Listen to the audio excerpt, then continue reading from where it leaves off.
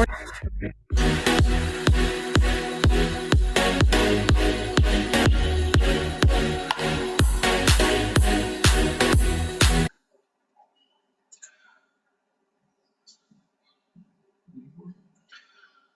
tal? Muy buenas tardes. Muchas gracias por participar en un evento más de IPC. Mi nombre es Humberto Lazarno. Un segundo, por favor. Vamos a compartir la presentación.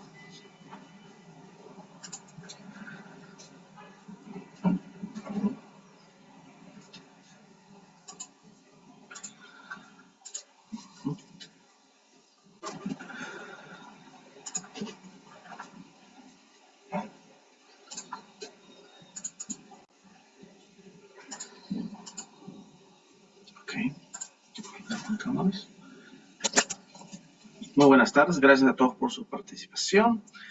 El tema de hoy es el seminario de riesgos en la cadena de frío. Ante todo, muy buenas tardes con todos. Muchas gracias por participar en uno de los webinars que IPC difunde como parte de la contribución también a la comunidad, principalmente que estamos en el sector salud, tanto para químicos farmacéuticos, ingenieros u otro profesional de la salud relacionado a la mantención y cuidado del tema principalmente de cadena de frío, que es el día de hoy vamos a poder conversar, discutir. Igual tengo algunas consideraciones durante esta charla. Cualquier consulta, duda, pueden levantar la mano, pueden hablar, pueden quizás escribir en el chat. Yo lo voy a estar respondiendo en función de cómo vayamos avanzando durante la presentación. Igual cualquier necesidad, consulta que pueda tener durante la presentación o después, igual le vamos a habilitar el tema de correos electrónicos para que adicionalmente puedan hacer cualquier otra consulta, ¿no? Bueno, iniciamos. Ante todo, ¿qué es lo primero que es importante entender con respecto al riesgos en la cadena de frío, ¿no? Primero entender para lo que quizás algunos sea un concepto relativamente nuevo. Normalmente cuando pensamos en cadena de frío, estamos imaginando solamente productos refrigerados, ¿no? Pero la cadena de frío involucra más cosas, no solamente involucra las etapas de almacenamiento, o quizás necesariamente los rangos de temperatura, ¿no? Evaluamos realmente sistemas de gestión, evaluamos procesos, ¿no? Y cómo estos riesgos pueden afectar estos procesos, ¿no? Llámese procesos de almacenamiento, llámese procesos de transporte, ¿no? Y dentro de esos macro procesos, ¿cómo podemos dividirlo en diferentes subprocesos, ¿no? Que puede ser monitoreo, puede ser procesos de calibraciones, de mantenimiento, de calificaciones, ¿no? Tanto de los ambientes como áreas. Entonces, todo esto vamos a tratar de englobarlo en esta hora, lo cual va a estar presente este webinar, entendiendo con respecto a lo que es, qué es la cadena de frío, ¿no? Normalmente el concepto de cadena de frío, hay muchas fuentes bibliográficas, muchas referencias. Normalmente está basado en un conjunto de procesos y elementos, ¿no? que me aseguren, obviamente, la calidad de mis productos, ¿no? En función a un rango de temperatura específico como tal, ¿no? Puede ser refrigeración, puede ser congelación, puede ser ultracongelación, ¿no? Criogenización cuando aplique. Normalmente productos farmacéuticos no hay productos que son hay salud humana, por supuesto, salud veterinaria sí hay productos que requieren criogenización, ¿no? Entonces, los rangos de temperatura pueden fluctuar durante todo esto. Entonces, muy buenas tardes, igualmente, gracias. Gracias, Nancy y Julia. Entonces, estas son las consideraciones básicas para poder entender lo que es cadena fría. Y en función a eso, armamos toda una estructura, ¿no? Esa estructura que me va a permitir, ¿qué cosa? Esta estructura me va a puede permitir ordenar mis procesos, ordenar mis elementos, ¿no? Para que esto funcione de una manera adecuada. Como podremos ver ahí en la imagen de How a Culture Works, por ejemplo, hay etapas de desarrollo, manufactura, distribución, administración, dispensación, dependiendo en qué parte del proceso uno se encuentre, qué es lo que vaya a ser una vacuna, es un biológico, puede cambiar este proceso. Entonces, sí es súper importante entender en qué etapa de la cadena de frío nos encontramos, ¿no? Normalmente, muchas gracias desde Venezuela, gracias por acompañarnos. Normalmente los procesos que estamos acostumbrados, estamos fuera de la etapa de desarrollo y de manufactura. Normalmente estamos en la etapa de distribución, llámese droguerías, que se denomina en Perú, distribuidores, como se puede denominar en Colombia, u en otra región, ¿no? Entonces, estos conceptos son súper importantes. Y dentro de lo que es la distribución, abarca muchas cosas, ¿no? Abarca lo que son los operadores logísticos, abarca lo que son las compañías importadoras y o fabricantes también, porque en este caso hay pocos fabricantes de productos de refrigeración, pero existen, ¿no? En los países de la región como tal. Otra consideración que debemos evaluar, ¿no? Quizás estamos en la última parte, podemos ser un retail o quizás estamos en la parte clínica, ¿no? Lo cual prácticamente en la última etapa ya para la administración, propiamente dicho, del producto, sea una vacuna o en el caso de una la dispensación, que eso sea un biológico, de terapia de casa. Entonces, esto es súper importante, ¿no? Porque en función a eso uno evalúa cuáles son los riesgos. No es lo mismo tener, ser un centro logístico, un hub logístico, de lo cual tenga una capacidad de almacenamiento grande, que pueda distribuir no solamente quizás al país, sino a la ciudad, quizás a toda la región como tal, o ser solamente un centro de salud que solamente se dedica a su jurisdicción, a su distrito o obviamente a su localidad. Entonces, los riesgos pueden cambiar, ¿no? Pero el impacto sigue siendo el mismo. ¿Cuál es el impacto que podría ser siendo el mismo cuando hablamos de esto? Normalmente el impacto obviamente afecta a qué cosa? La calidad de mi producto, ¿no? Afecta la calidad del producto de los cuales nosotros tratamos obviamente de asegurar, ¿no? Aseguramos qué cosa? Su potencia, su identidad, su seguridad, su eficacia, ¿no? Para que obviamente pueda ser administrado bajo las condiciones para lo cual fue diseñado y fabricado, ¿no? Esa es la intención obviamente de la cadena frío. Pero para eso tenemos varios retos, ¿no? Y vamos a ver algunos de ellos a consideración, ¿no? ¿Cuáles son los riesgos más comunes que podemos tener durante la cadena de frío como tal, ¿no? Podemos tener falla de los equipos, o sea, tengo mi refrigeradora, tengo mi congeladora y de pronto falló. ¿Por qué motivos? Puede haber fallado por un tema de subida de tensión, puede haber fallado por tiempo de vida útil, puede haber fallado simplemente porque los equipos de cadena de frío sufren un estrés por lo mismo que están en un diferencial de temperatura. Si uno deja la puerta abierta más tiempo de lo permitido, que es nunca más de un minuto de preferencia, esto daña el compresor del equipo. Entonces puede forzar obviamente a un deterioro más acelerado de lo normal. Entonces, la manipulación también puede afectar, ¿no? Entonces, ahí es donde vienen los errores humanos, ¿no? Manipulación inadecuada, ¿no? Un almacenamiento incorrecto, la confusión, ¿no? Yo manejo varias clases de productos y confundo un rango de temperatura con otro, llevo un producto de cadena de refrigeración o un área de congelación o viceversa, eso obviamente es una mala manipulación, ¿no? O en el transporte también, ¿no? A veces no realizamos el adecuado embalaje de nuestro producto de cadena de frío, las calificaciones pueden haberse desarrollado muy bien, pueden estar muy bien establecidas, pero si no es replicable, si yo no lo puedo replicar porque no cuento con los materiales, porque no cuento con los refrigerantes, porque no cuento con los equipos para congelar los refrigerantes, difícilmente voy a poder mantener en la distribución como tal o en el transporte la cadena de frío, que es lo que se busca. Puede tener excursiones de temperatura, ¿no? Condiciones ambientales, ahora que estamos en unos cambios climáticos en la región, más inoportunos o alterados de lo normal, ¿no?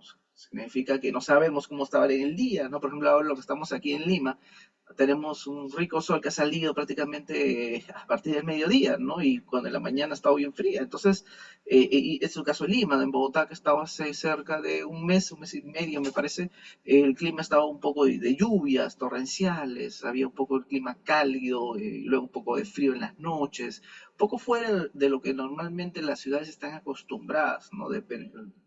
Entonces, todos estos cambios de temperatura afectan, ¿no? Afecta directamente que obviamente el aislamiento que yo voy a trabajar, ¿no? Entonces ahí es donde interviene, tanto para el almacenamiento como para el transporte. Requiero materiales de aislamiento más eficientes y hay mucha calidad de aislamiento como tal, ¿no? Y obviamente nunca olvidar los desastres que puedan suceder también, ¿no? Entonces fenómenos, inundaciones, claro, vivimos con estos mismos cambios climáticos nos dan nuevos desastres naturales, de los cuales obviamente puede afectar, ¿no? Imaginemos que tenemos nosotros le decimos en Perú, un huayco, también es la denominación popular, lo que es cuando hay salida de ríos o simplemente hay derrumbes también. Entonces esto es un bloqueo de carreteras y este bloqueo yo tengo establecido un tiempo de transporte, un transporte quizás de 24, 48 horas, hay un fenómeno que le impide esta logística y los tiempos se aumentan o simplemente hay que regresar, tengo que tener un plan de contingencia. Entonces, Los riesgos que antes los teníamos establecidos, que podrían suceder ahora, son más frecuentes, van cambiando, van evolucionando. Los riesgos no son estáticos, los riesgos son dinámicos. Significa que lo que en algún momento lo evalué y lo consideré de bajo riesgo, ahora quizás ya no es de bajo riesgo, ahora quizás es de alto riesgo. ¿Por qué? Porque las condiciones cambiaron. ¿Eso qué quiere llevarnos? Quiere llevar a que las matrices de riesgos tienen que ser actualizadas. Y me preguntan, ¿cada cuánto tiempo hay que actualizar las matrices de riesgo? Dependiendo bastante del lugar donde uno se encuentre, ¿no? Por ejemplo, yo puedo recomendar que las matrices de riesgo sean revisadas de manera anual, por lo menos, ¿no? Reviso, no significa que lo tengo que volver a hacer todo de nuevo, pero sí revisión anual para ver que si todo se mantiene, si algo se ha habido alterado, si todo el proceso está como el año pasado. Estoy seguro que se pueden encontrar diferentes sorpresas si empezamos a hacer estos ejercicios, ¿no?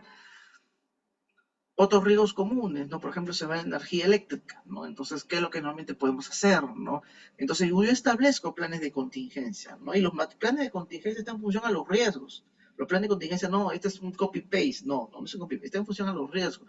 Cada compañía, cada país tiene riesgos diferentes, uno puede ser más alto, inclusive cada localidad tiene riesgos diferentes. En las grandes ciudades tienen un riesgo, ¿no? Por ejemplo, el riesgo de corta energía en una gran ciudad es mucho menor que a una localidad alejada, ¿no? ¿Por qué? Porque tienen menos acceso remoto, porque obviamente las instalaciones, la infraestructura del país no es la misma y obviamente puedo tener mayores corte de fluido eléctrico como tal, entonces yo requiero mi plan de contingencia.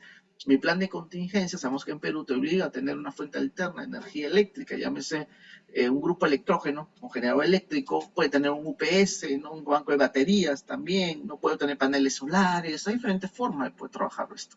Lo importante es tenerlo identificado, ¿no? Y en su matriz de riesgo tiene que quedar claramente definido qué es lo que usted quiere controlar y cuál es la probabilidad de que esto suceda. Entonces estamos hablando de varios conceptos para que ustedes vayan recordando, ¿no? Lo que podría pasar, qué es la probabilidad, el impacto que puede suceder, ¿no? ¿Qué pasa si esto se presenta, ¿no? ¿Qué es lo que puede pasar? Afecta obviamente la calidad, potencia, identidad, seguridad y eficacia de mi producto, pero depende del nivel de exclusión de temperatura.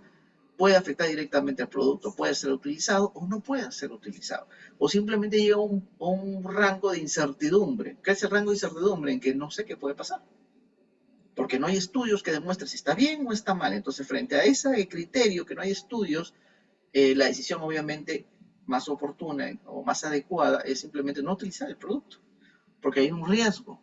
Entonces el riesgo, no sé, en salud hay que tener mucho cuidado con esto, ¿no? No puedo yo atribuirme sin evidencia de asumir hechos que no hay evidencia como tal, que sustente que el producto puede estar bien. Y a veces eso sucede, normalmente se va fluido eléctrico, tengo mi banco de baterías, pero nunca le he hecho mantenimiento a mi banco de baterías, que son los UPS, y cuando lo quiero que necesite, no funciona. Por eso sucede, si nos olvidamos de los mantenimientos como tal, cuando realmente requerimos estos sistemas de apoyo crítico, no funcionan. Y le comento por experiencia propia que he visto en varios casos de varias compañías que se va la energía eléctrica y no lanzó el grupo electrógeno. Pero si le hemos hecho el último mantenimiento el año pasado. Sí, pero hay generadores eléctricos que los mantenimientos los tienen que hacer inclusive cada trimestral o algunos mensual. Tienen que tener establecido. No es que ya yo hago un enlatado, ya lo hago 2 veces al año, listo. Eso puede ser para grupos automáticos y según las consideraciones del fabricante. El fabricante es el experto en el equipo y te va a decir, bueno, este equipo requiere mantenimiento más frecuente que otros. No podemos a veces estandarizar o crear enlatados de que siempre tienen que ser mínimo 2 veces al año y se acabó. No, el fabricante te puede decir, no, tú tienes que hacer el mantenimiento una vez al mes, como los elevadores. Los elevadores no sé si se darán cuenta que normalmente ahora en los edificios el mantenimiento lo hacen todos los meses, ¿no? Porque si no se malogra, ¿no? Porque depende de la cantidad de gente, de movimiento y demás. Entonces, cada fabricante establece, en este caso, cuál es la rutina de mantenimiento que debe tener cada equipo de apoyo crítico. Precisamente hablamos de equipos de apoyo crítico porque la experiencia te demuestra de que hacer un mantenimiento, inclusive por uso menos, ni lo piense, eso no le va a prender, cuando requiera no le va a funcionar, ¿no? Tiene que ser por tiempo, porque es el peor caso. Salvo se encuentra en una localidad de lo cual tenga que trabajar continuamente con generadores eléctricos y sí, o está mal decirle, ¿no?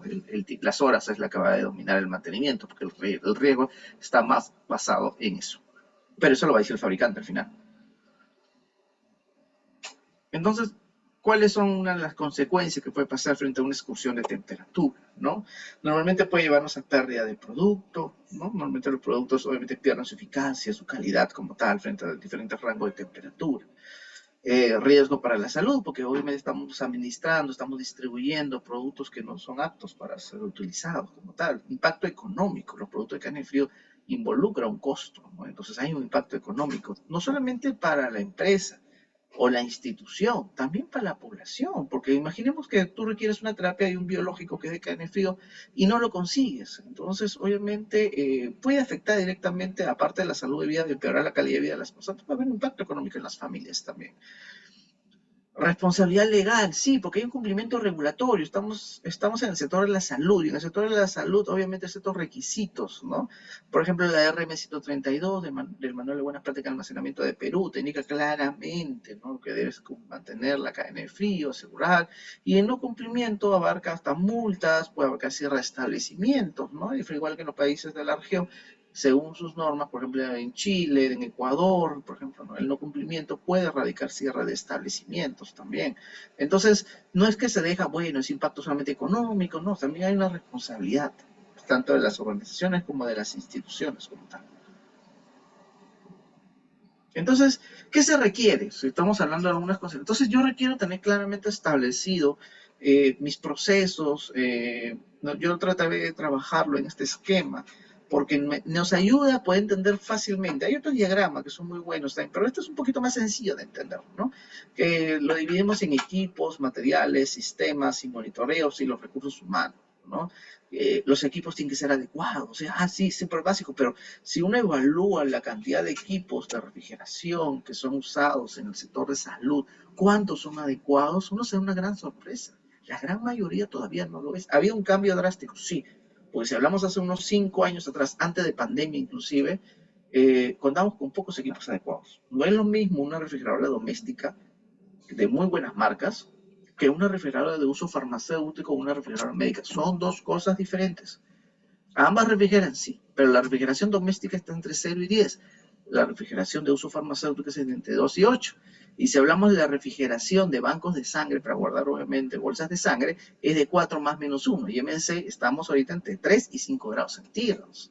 El almacenamiento de vacunas es igual, de 2 a 8 grados centígrados. Entonces, eso hay que considerar y tener muy presente que uno requiere los equipos adecuados, ¿no?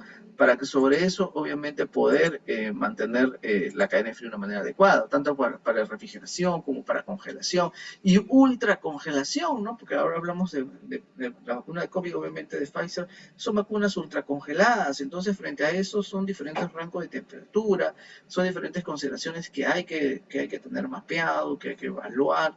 Y obviamente todos esos equipos solos no son suficientes. El equipo es adecuado, sí, pero hay que demostrar con evidencia de que cumple las condiciones de uso. Llámese las calificaciones, llámese los mapeos térmicos, dependiendo en qué nivel de criticidad uno se encuentre, pero por lo menos tiene que tener un mapeo térmico. La buena práctica te dice que los equipos tienen que estar calificados. Eso sí, no es discutible, ¿no? Con instalación, operación y desempeño, ¿no? De lo cual demuestre que estos equipos cumplen las condiciones de uso para lo cual están diseñados y para lo cual yo requiero, ¿no? Yo requiero para almacenar una vacuna, requiero para almacenar un biológico. Entonces, es súper importante poder contar eso, ¿no? Igualmente con los materiales para el transporte, ¿no? Llámese las cajas térmicas, son los contenedores pasivos, llámese los contenedores activos, que pueden llamarse algunos vehículos refrigerados, ¿no? O coolers eléctricos también, que son muy buenos también para uso farmacéutico, muy estables.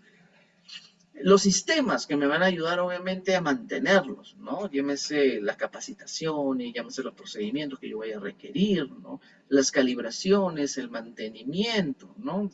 Los procesos de validación y o calificación. Acuérdense que calibramos los instrumentos, calificamos los equipos y validamos los procesos. Entonces, en función a eso, nosotros nos englobamos y empezamos a trabajar, ¿no? Cuando decimos, está validada su cadena de frío, ¿cree que es un término correcto o incorrecto? ¿Qué creen ustedes? ¿Será correcto o incorrecto? Cuando decimos, está validada su cadena de frío. Pueden escribir en el chat, si gustan.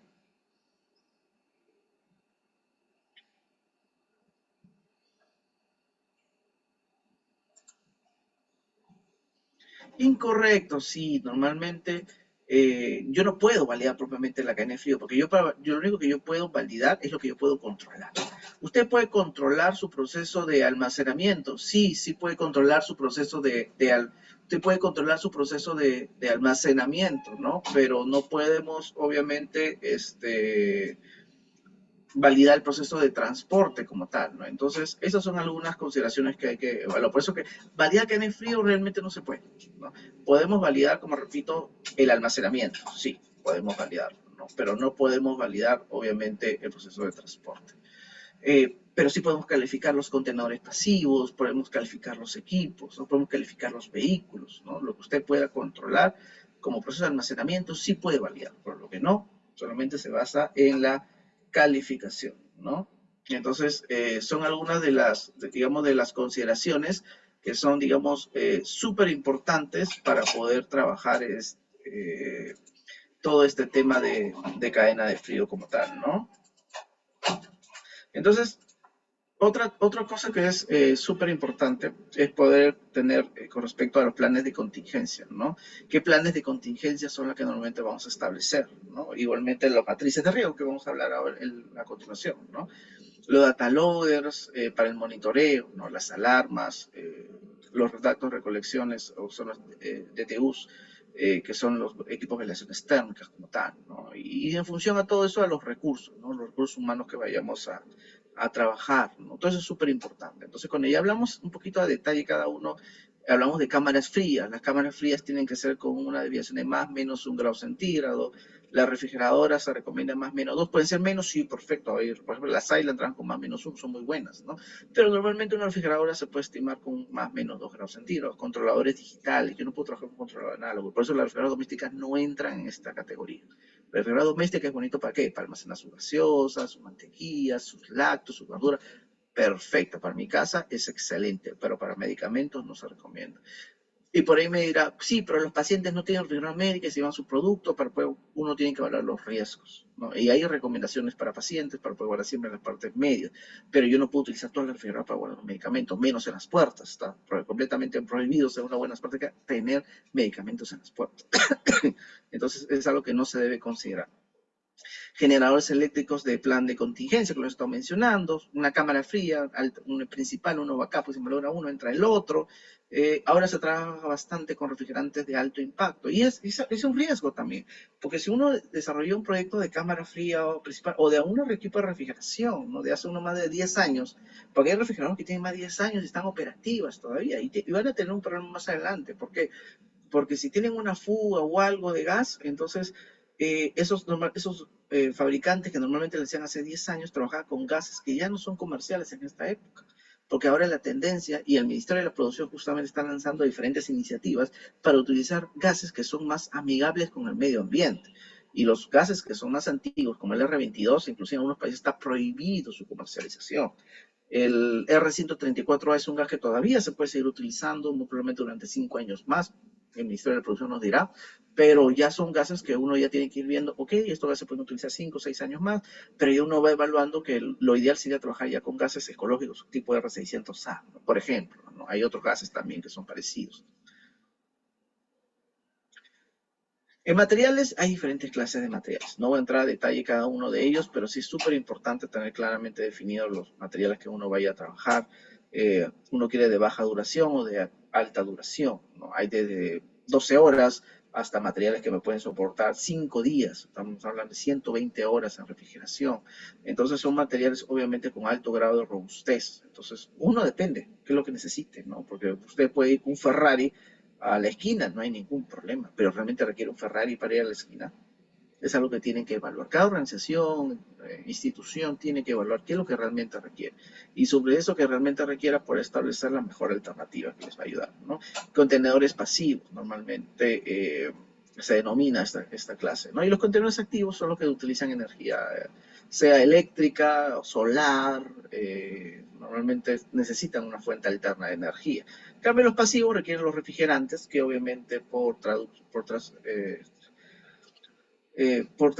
traducción pasa directamente el frío o hace el intercambio calórico como tal, ¿no? Entonces, Es súper importante poder definir qué clase de contenedor es el que realmente uno va a requerir, ¿no? ¿Cuál es la recomendación? ¿Cuál es lo ideal? Va a depender. Va a depender mucho de lo que realmente uno requiera para poder mantener esto. En el monitoreo, como siempre decimos, para todos los gustos y colores hay alternativas, pero hay unas consideraciones que tienen que trabajar. Exactitud de 0.5, resolución de 0.1. Si no tiene esas consideraciones, realmente no se puede utilizar para cadena frío. ¿Dónde lo dice? La RM 132 en el caso de Perú, los guidelines de la Organización Mundial de la Salud, la ISPA lo establece, prácticamente casi todos los guidelines internacionales ya trabajan con esto. Esto prácticamente es un enlatado. Se dice, si no cumples esto, no puedes utilizar para cadena frío. No hay más alternativa. Puede ser menos, más ajustado, no hay ningún problema, pero no puedes superar el error de 0.5. Normalmente las calibraciones tienen que ser trazables, súper importante, trazables a veces, y en 3 puntos. No existe calibración en un punto, las calibraciones son en 3 puntos. La semana pasada nuestro colega Murga dio una capacitación de calibraciones, de cómo se debe realizar. Igualmente los invito, pueden revisarlo en YouTube y pueden entrar a mayor detalle con respecto a cómo revisar las calibraciones. Las alarmas, no tienen que tener alarma de alta temperatura, alarma de baja temperatura como tal. No pueden ser remotas. Ahora, remota significa que uno se entera que hay un problema de su casa o de cualquier parte que tenga conexión a internet, se va a poder saber de que hay un problema. ¿No? Esa es la intención que sea remota.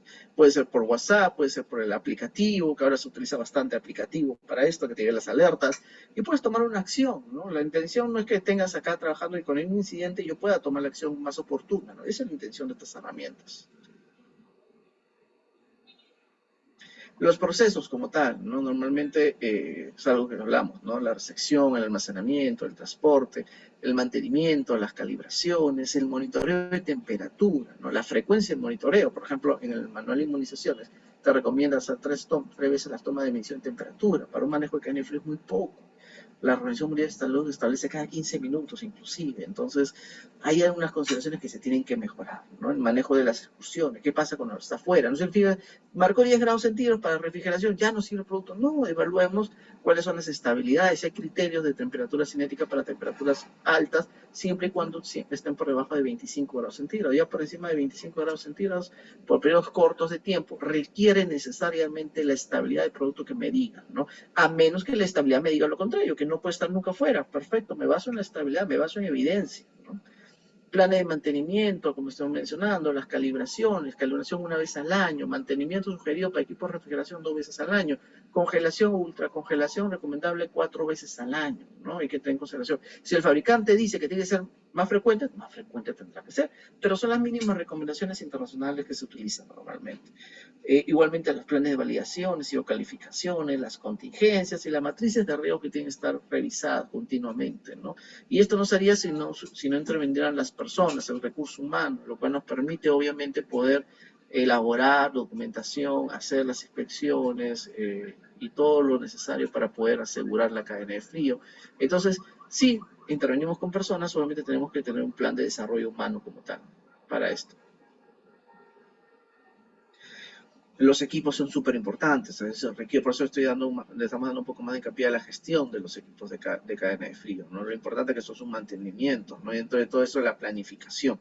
Uno tiene que tener actividades de planificación, obviamente las actividades de adquisición, preinstalación, no es que ya yo quiero planificar mi equipo, voy a tener un equipo más, perfecto, lo adquiero, listo, ya solito no funciona, tengo que tener las conexiones eléctricas adecuadas, el área tiene que estar adecuada. Nos ha pasado bastante que a veces los centros de salud no cuentan con las áreas adecuadas, ¿no? Porque a veces están instalaciones antiguas, muy calientes, eso daña los equipos y reduce el tiempo de vida útil. Hay recomendaciones para el equipo.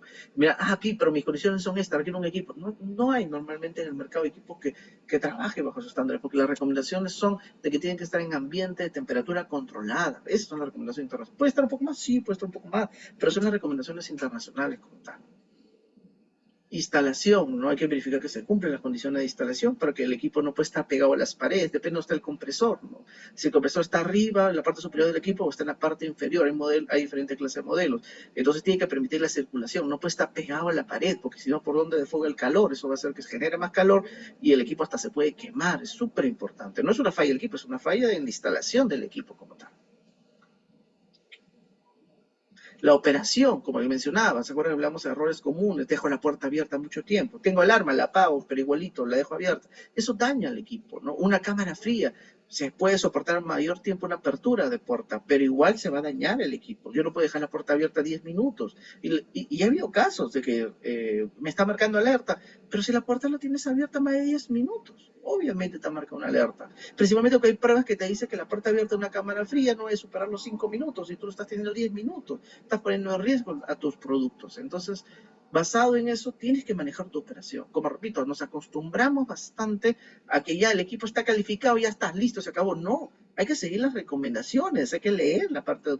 Porque ahí te dice el tiempo de puerta, cuánto tiempo soporta sin energía. Son pruebas que son súper importantes y me ayudan a mi proceso operativo para yo tener mis procedimientos claros, ¿no? Y evitamos solamente errores en la operación.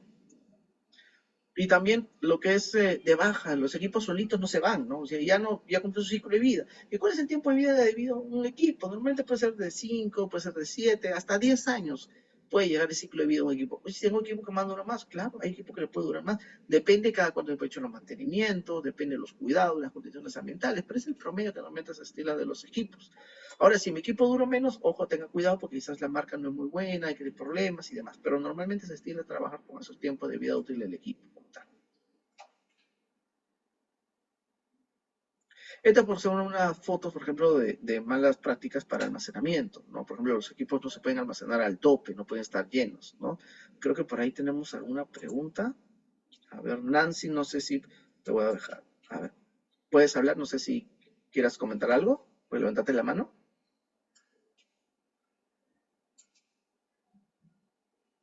No sé si me escuchas, Nancy.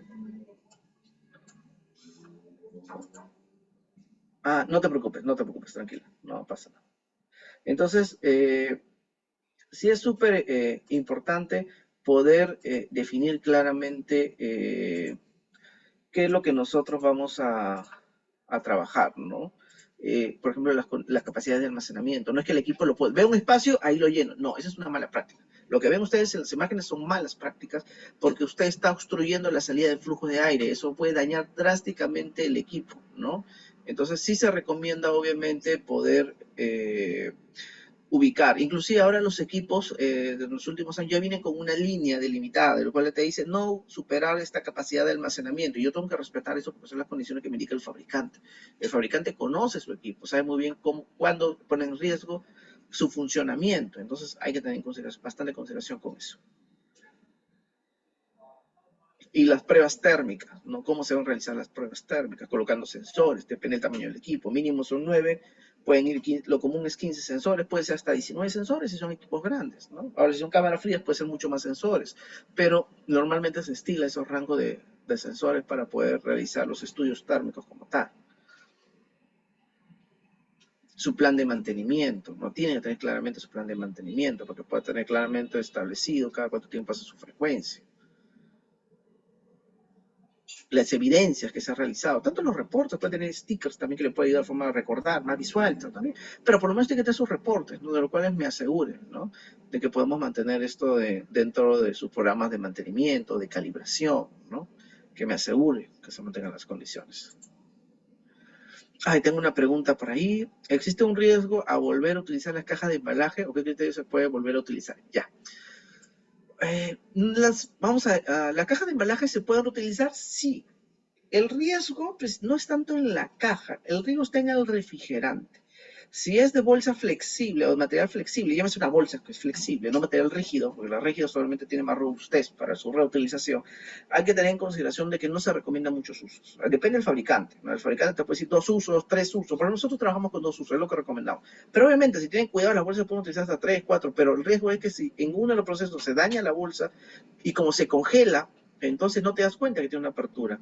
Entonces, al momento que se va descongelando, puede haber derrame. Por eso no recomendamos más de 2 usos. Si es rígido, sí. Rígido se puede reutilizar mucho más veces. Pero igual el proceso de limpieza y desinfección tiene que ser implementado, ¿no? Acuérdate que no es un proceso aséptico como tal, es un proceso de un límite microbiano. Entonces, uno puede utilizar soluciones de hipoclorito, cualquier solución desinfectante, o incluso una solución hasta cuaternaria, si me quiero ir un poquito más allá. Lo cual les aseguro, obviamente, de que no haya flora microbiana que pueda contaminar a mi producto, ¿no? Entonces, de todas maneras, tiene que haber una adecuada limpieza de estos materiales. Mientras más reutilización vaya a utilizar, mayores cuidados con la limpieza debo tener. Eso va directamente proporcional. Y evaluar también el cumplimiento, ¿no? ¿Qué tan estamos cumpliendo, no estamos cumpliendo, qué nos falta y demás? Entonces, uno puede, difusión a buenas prácticas, puede determinar el cumplimiento en función de cada una de las aristas y puede establecer qué tan bien estamos, qué es lo que nos está faltando, ¿no? Un diagnóstico como tal. Y entramos un poquito a lo que es un riesgo, ¿no? Porque ustedes no pueden determinar, hemos visto unas cosas prácticas, pero hay que determinar qué es un riesgo. El riesgo es una posibilidad de daño, está asociado a una probabilidad de que algo pueda suceder, ¿no? Entonces el riesgo siempre es una probabilidad. El riesgo, ¿cuál es la diferencia entre tengo mi equipo de refrigeración y se malogró? ¿Es un riesgo? ¿Qué creen ustedes? ¿Sí o no? Pueden escribir en el chat si es un riesgo o no es un riesgo.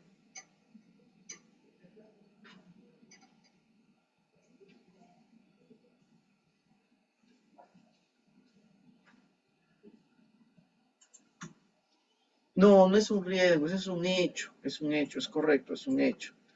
Un riesgo es algo que todavía no sucede, es algo que existe una probabilidad, como digo. Entonces, eso no es un riesgo, ¿no? Entonces, entendamos que los riesgos hay varias metodologías, pero siempre va a haber una identificación, va a haber un análisis, va a haber una evaluación y tiene que haber actividades de mitigación del propio riesgo, siempre y cuando yo considere el riesgo requiere actividades de mitigación. No, no todo requiere, quizás yo acepto ese riesgo, siempre va a existir el riesgo, digamos, el riesgo de corte de energía eléctrica existe. ¿Y qué es lo que tengo en mitigación? Es un generador eléctrico.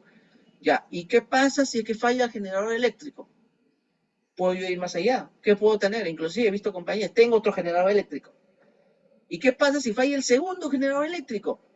Tengo otro generador eléctrico. Y así puede seguir. Y he visto compañías que han llegado hasta 3 generadores eléctricos. No porque requieran los 3 trabajando en simultáneo. No, solamente porque si tengo el principal, si se va, tengo uno. Y si falla ese, tengo otro.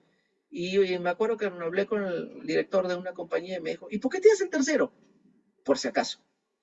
Entonces, ese por si acaso, como nosotros podemos reírnos quizás, significa que ellos tienen un umbral de riesgo muy bajo.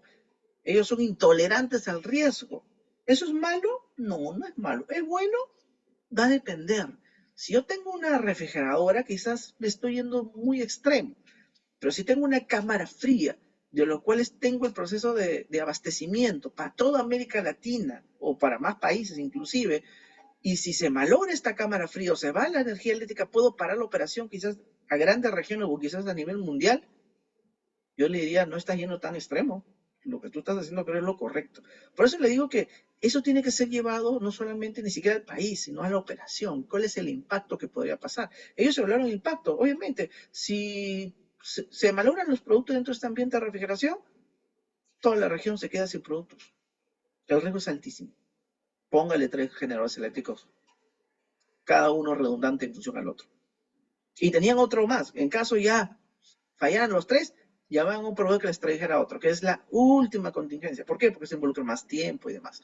Entonces, uno tiene que evaluar esto, ¿no? Ese tipo de evaluación lo tiene que hacer, ¿no? La identificación, el análisis, la evaluación, la actividad de mitigación. ¿El FEMEA qué es? El FEMEA prácticamente es una de las metodologías que yo siempre recomiendo. No es la única, pueden utilizar otras, sí, hay más simples, sí, hay matriz de impacto, probabilidad súper fácil. ¿Pueden utilizar el HACCP? Sí, pueden utilizarlo, pero no es para esto. Si me preguntan cuál es la mejor herramienta para análisis de riesgo, lo ha sido en los últimos 20 años, no es nuevo, y es lo que más efectivo es. ¿Por qué? El FEMEA es una metodología que me ayuda a mitigar modo de falla. ¿Y qué es un modo de falla? El modo de falla no es otra cosa que el disparador del riesgo. Estamos relacionados a la causa, ¿no? Entonces yo trabajo sobre la causa.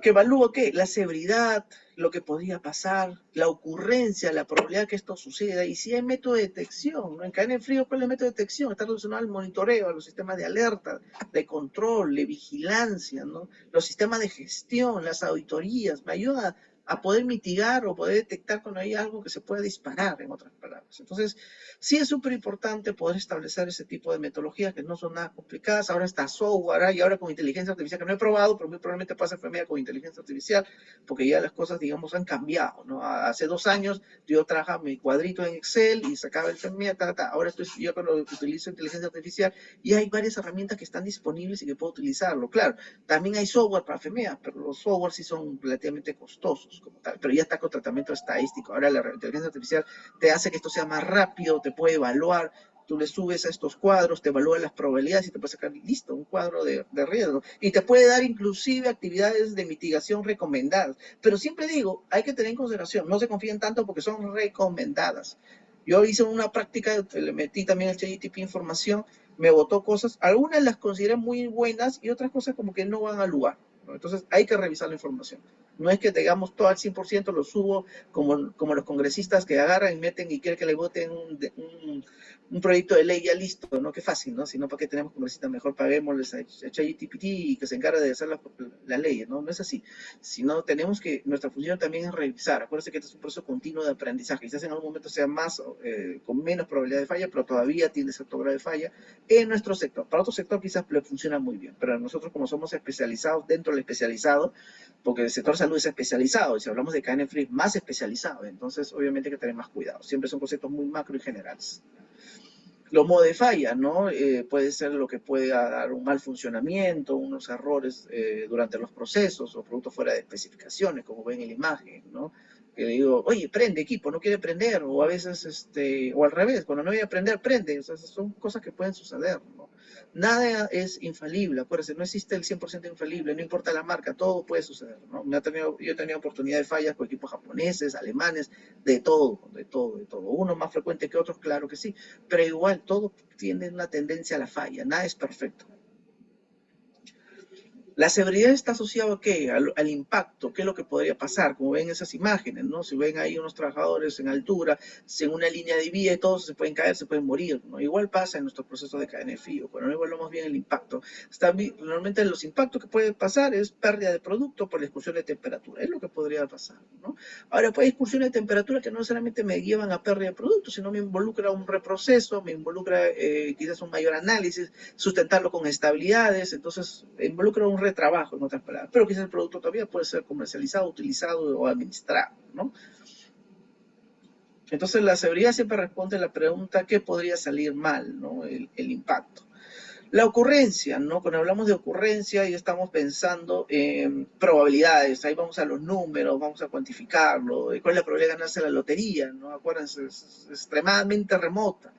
¿No? Entonces, en eso vayamos basando. Nuestros procesos no son perfectos. Acuérdense cuando las probabilidades están asociadas bastante cuando hablamos de nuestros procesos, a lo que es la excelencia operacional. Y la excelencia operacional está relacionada al Six Sigma. El Six Sigma está relacionado a 3,4 efectos por millón. Imagínense llegar a ese punto, muy pocos llegan. Entonces, sus procesos no son perfectos. Es algo que hay que entenderlo claramente. Por el hecho que nunca haya sucedido, no significa que no pueda suceder, sino para que hace matrices de riesgo. Algunos ejemplos súper básicos y clásicos. No tenemos un radio, no funciona. ¿Cuál es la causa? Falla la señal, cambio de voltaje. ¿Cuáles son los efectos? Falta de comunicación, aburrimiento. Una enfermedad, ¿qué puede pasar? Una infección, ¿qué te puede llevar? Un descanso médico, hasta la muerte puede llevarte, obviamente, ¿no? Entonces, sí hay diferentes consideraciones. Un frigobar, ¿no? No cierra, no refrigera, porque no es de uso farmacéutico, ¿no? Se dan cuenta, es un frigobar doméstico. Tengo la congelación en la parte de arriba y tengo la refrigeración en la parte de abajo. Eso no es recomendable para productos farmacéuticos. Hay equipos duales de tanto refrigeración y congelación, pero ambos son de doble compresor independiente, tanto para refrigeración como para congelación. Y aparte que siempre se recomienda que el área de congelación va en la parte de abajo y la de refrigeración en la parte de arriba. Es la recomendación de la buena práctica de ingeniería para esto. Este equipo obviamente es de uso doméstico. Puedo guardar mi cerveza, mis gaseosas, no hay ningún problema. Para eso le va a funcionar, pero no para guardar productos farmacéuticos. ¿Qué es lo que puede causar? Falla, ¿no? Falla del compresor y eso que me lleva a pérdida de producto, ¿no? Un producto como tal no cumple unos test analíticos, mal funcionamiento, la causa, ¿no?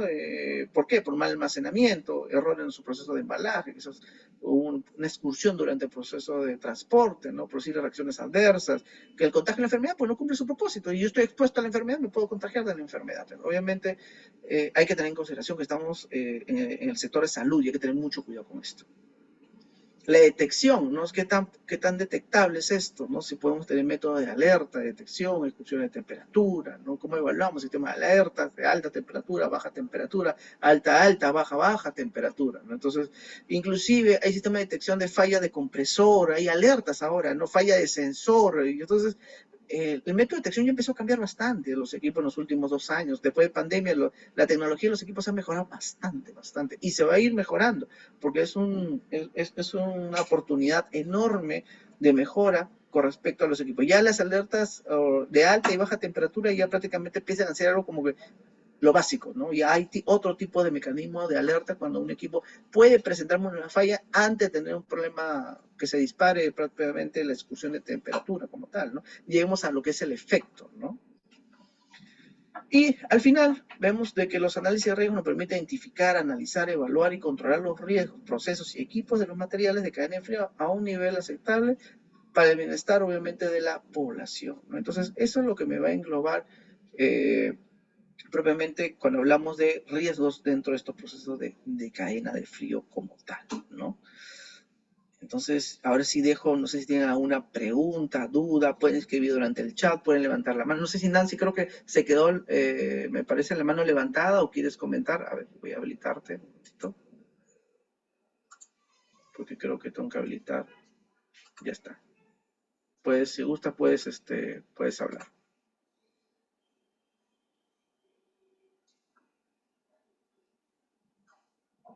No, igualmente sus demás compañeros, si gustan, pueden escribir durante el chat o en las preguntas y respuestas también pueden escribir. Perfecto, sí. Ah, no te preocupes, no te preocupes, se quedó levantado. No te preocupes, voy a bajar la mano. Ya está, listo. No hay problema. No sé si hay alguna pregunta, algo que no ha quedado claro.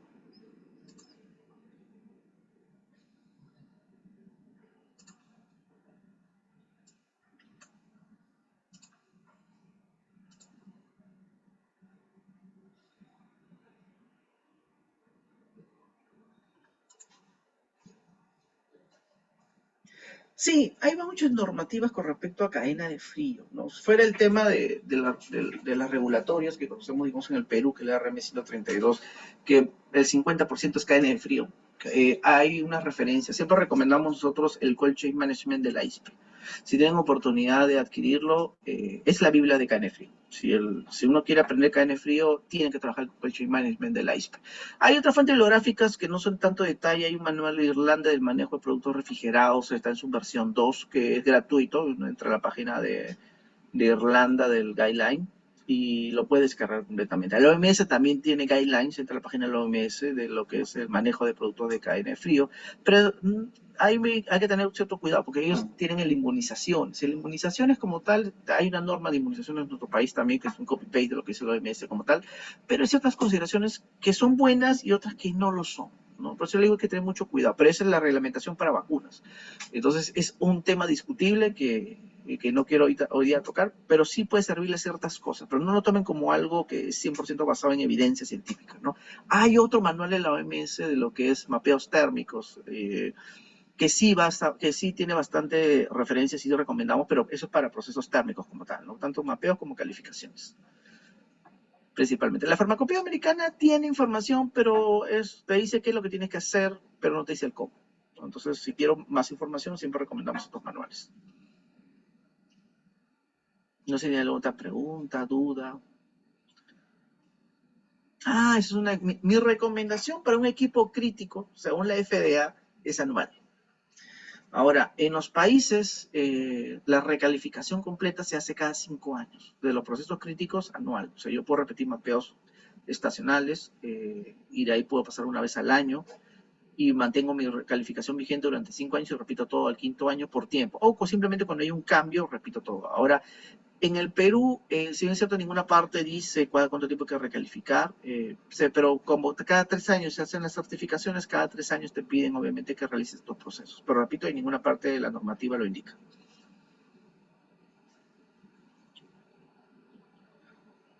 No sé si hay alguna otra pregunta, duda. Creo que no. Bueno, yo quiero agradecerles a todos su participación. Igualmente, cualquier consulta o duda que tenga, igual está acá esto es mis datos, esto está siendo grabado, se va a pasar en enlace de YouTube, va a estar colgado en el Facebook por si quieren revisar algo, si quieren mayor información, gustoso de poder apoyarlos. Si quieren el tema de certificados, pueden escribir ahí al correo de informes o con Noelia, que le pueda ayudar para que puedan tener su certificado. Creo que es un pago, creo que se hace pequeño y con eso pueden tener su certificado en el caso para lo que requieran. Y el próximo mes estaremos indicando los cursos que se van a empezar a dictar, porque la intención del IPC es obviamente lanzamos cursos gratuitos por lo menos una vez al mes. Muchas gracias a todos por su atención, que tengan una excelente tarde, un buen fin de semana para todos y nos estaremos viendo en otra oportunidad. Muchísimas gracias a todos. Gracias.